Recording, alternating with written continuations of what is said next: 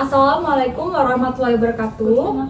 Perkenalkan, nama saya Fitri Wijayanti dengan NPM 24411043. Di sini saya sebagai pembicara tentang fokus group discussion dengan tema demi pertahankan rute maskapai terbangkan pesawat kosong di tengah ketakutan wabah.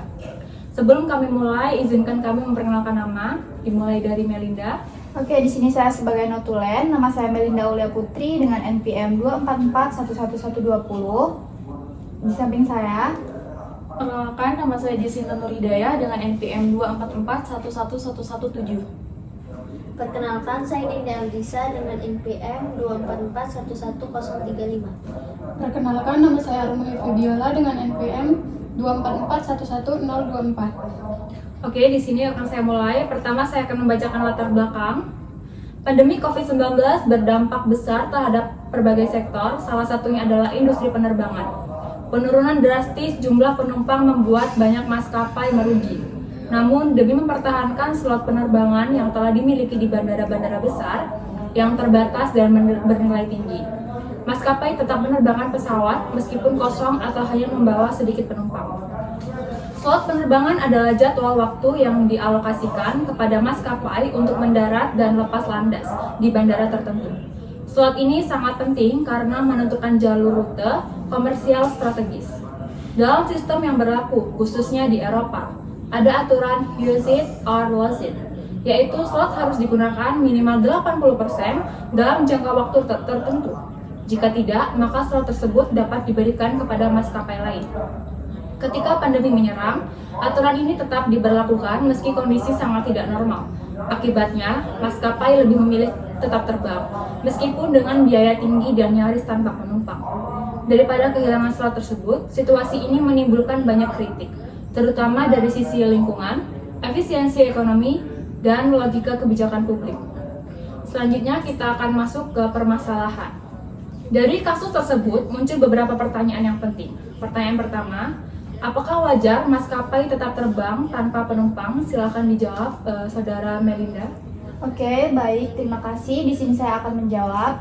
Ini menimbulkan pertanyaan etika dan efisiensi. Menerbangkan pesawat tanpa penumpang jelas boros bahkan bahan bakar dan membebani keuangan perusahaan. Oke, terima kasih Saudara Melinda. Selanjutnya, apakah aturan 80/20 masih relevan saat pandemi? Silakan dijawab Saudara Dinda. Oke, terima kasih. Di sini saya akan menjawab. Aturan yang awalnya dibuat untuk menjaga keteraturan persaingan pasar justru jadi beban saat kondisi darurat. Ketidakfleksibelan ini menunjukkan perlunya revisi. Oke, terima kasih. Selanjutnya, apa dampak praktik ini terhadap lingkungan dan keuangan maskapai? Silakan dijawab Saudara Jessie. Baik, di sini saya akan menjawab. Secara lingkungan, praktik ini meningkatkan polusi udara dan emisi karbon secara sia-sia. Secara keuangan, maskapai mengeluarkan biaya operasional besar tanpa pasukan sepadan. Baik, terima kasih Saudara Jessie. Selanjutnya, bagaimana peran pemerintah atau otoritas penerbangan? Silakan dijawab Saudara Arum. Baik, terima kasih. Saya akan menjawab. Pemerintah dan badan penerbangan seperti ICAO atau IITA dinilai lambat merespon kebutuhan akan fleksibilitas aturan selama pandemi. Ini menunjukkan kurangnya antisipasi kebijakan krisis. Baik, terima kasih Saudara Arum telah menjawab. Selanjutnya kita masuk ke bagian analisis masalah. Saya juga akan melontarkan beberapa pertanyaan. Pertama, dari sisi ekonomi bisa dijelaskan Saudara Melinda? Oke, jadi di sini saya akan menjelaskan dari sisi ekonomi. Slot penerbangan bukan hal murah. Maskapai bisa menghabiskan waktu bertahun-tahun untuk mendapatkan slot strategis di bandara-bandara utama. Kehilangan slot ini berarti kehilangan potensi pendapatan besar di masa depan. Terima kasih Saudara Melinda telah menjawab. Selanjutnya dari sisi regulasi, silakan jelaskan Saudara Dinda. Baik, saya akan menjelaskan dari sisi regulasi. Regulasi slot bersifat kaku dan tidak mempertimbangkan kejadian luar biasa. Tidak adanya force majeure atau pasal krisis menyebabkan maskapai harus memilih antara rugi sekarang atau kehilangan hak jangka panjang. Baik, terima kasih Saudara Dinda. Selanjutnya dari sisi lingkungan, silakan dijelaskan Saudara Arum. Baik, dari sisi lingkungan, pesawat kosong tetap membakar bahan bakar jet dalam jumlah besar. Dalam masa krisis iklim seperti sekarang, praktik ini sangat bertentangan dengan upaya pengurangan emisi global.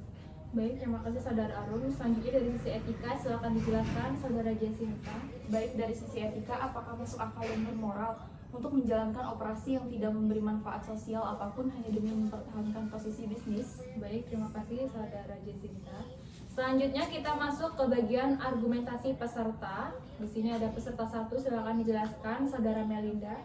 Oke, jadi menganggap peraturan slot seharusnya fleksibel. Aturan kaku tidak cocok untuk kondisi seperti pandemi dan harus ada adaptasi agar tidak merugikan pihak tertentu secara tidak wajar. Baik, terima kasih. Selanjutnya peserta 2, silakan dijelaskan Saudara Dinda. Oke, peserta 2 menyoroti dampak ekologis. Penerbangan kosong hanya akan memperburuk krisis lingkungan global yang sedang terjadi. Dan keputusan tersebut harus dipertimbangkan secara etis. Baik, terima kasih Saudara Dinda. Selanjutnya ada peserta 3, silakan dijelaskan Saudara Jasinta. Mengusulkan agar pemerintah memberikan perlindungan sementara atas slot, artinya meskipun maskapai tidak bisa menggunakan slot karena pandemi, hak mereka tetap dilindungi. Baik, terima kasih Saudara Jasinta. Silakan dijelaskan peserta 4, Saudara Arum. Menyatakan bahwa ini adalah masalah global sehingga perlu ada protokol darurat internasional dari bahan seperti ICAO atau IETA yang bisa segera diaktifkan secara krisis. Baik, terima kasih. Selanjutnya masuk ke bagian rekomendasi solusi. Silakan dijelaskan Saudara Melinda. Oke, jadi revisi aturan slot penerbangan secara global. Menurut saya aturan seperti 80/20 harus diubah agar ada fleksibilitas dalam kondisi force majeure seperti pandemi atau bencana besar. Selanjutnya pemerintah dan regulator memberi dispensasi khusus. Silakan dijelaskan Saudara Dinda. Oke, bisa berupa pembekuan sementara aturan slot atau kebijakan perlindungan hak slot selama masa krisis. Selanjutnya kolaborasi antar negara dan lembaga global. Silakan dijelaskan Saudara Jasinta. Baik, ICAO, IETA, dan negara-negara harus menyepakati prosedur darurat bersama agar respon bisa lebih cepat dan adil. Baik, terima kasih. Selanjutnya maskapai harus memperhatikan keberlanjutan. Silakan dijelaskan Saudara Arum. Maskapai harus memperhatikan keberlanjutan. Tidak bisa hanya fokus pada mempertahankan bisnis jangka panjang, harus ada pertimbangan terhadap lingkungan dan efisiensi biaya. Oke, selanjutnya saya akan membacakan bagian dari akhir ini semua, yaitu kesimpulan. Jadi kesimpulannya adalah, kasus ini menggambarkan betapa pentingnya kebijakan yang adaptif dan manusiawi dalam dunia bisnis dan transportasi. Ketika krisis datang, keputusan harus mempertimbangkan 3 aspek utama, yaitu keberlangsungan bisnis maskapai, keselamatan dan kepentingan publik, keberlanjutan lingkungan hidup. Tindakan menerbangkan pesawat kosong memang bisa dimaklumi dari sisi bisnis, namun tidak bisa dibenarkan secara sosial dan ekologis jika tidak ada upaya mencari solusi jangka panjang. Oleh karena itu, reformasi regulasi, kerja sama lintas negara, dan tanggung jawab perusahaan sangat penting dalam menghadapi masa depan yang penuh ketidakpastian. Terus penutupannya. Sekian penjelasan dari kami akhiri. Wassalamualaikum warahmatullahi wabarakatuh.